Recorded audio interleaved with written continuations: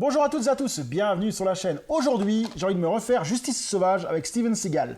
Donc j'en vois déjà qui vont me dire « Ah, Steven Seagal, c'est de la merde, c'est nanar, machin et tout ». Attention, pas pour moi. Steven Seagal a eu des bons films, pas très bons films, mais a eu des bons films d'action dans les années 80, début 80. Et après, il s'est dégradé sur des films vraiment de merde dans les années fin 80-90, et c'était une catastrophe. 2000, c'est encore pire.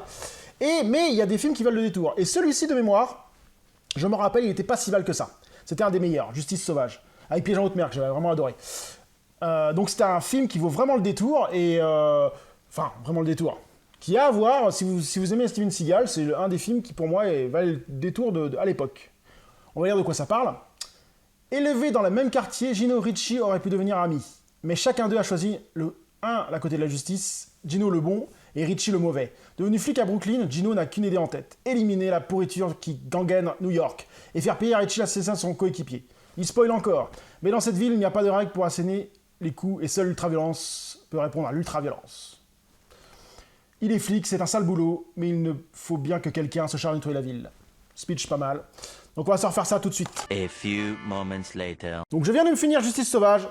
Film très correct, bien au-dessus des Steven Seagal qu'il a fait dans les années 2000 et fin 90. Alors ça reste un film vraiment punchy au niveau action, avec des scènes de bagnole poursuite, des combats assez gore, assez violents, c'est assez violent quand même, des couteaux plantés, des bras arrachés, non franchement, pas mal du tout, avec une histoire qui se tient pas mal, avec une histoire de vengeance. L'histoire est très bateau, très simple, c'est, sans rentrer dans le spoil, il y a un meurtre, et Gino décide de se venger, sauf que tous les gens avec qui il veut se venger, c'est ses copains d'enfance. Il a vécu dans le quartier, il fait partie de la mafia, enfin, il connaît la mafia italienne, et ainsi de suite, il doit jouer entre le fait d'être flic et le fait d'être une mafia italienne.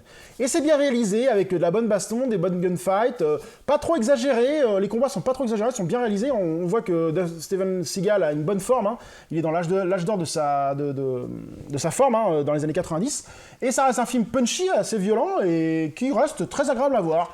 Donc oui, Justice sauvage peut être encore vu à notre époque, c'est un bon film d'action des années 80-90. Alors, quand je dis film d'action, c'est pas non plus un top de ouf, c'est en dessous des Rambo, c'est en dessous des Predators, des Terminators, des films avec Schwarzenegger, c'est un petit peu en dessous, c'est normal, Steven Seagal n'a jamais eu l'aura de Stallone ni de Schwarzenegger.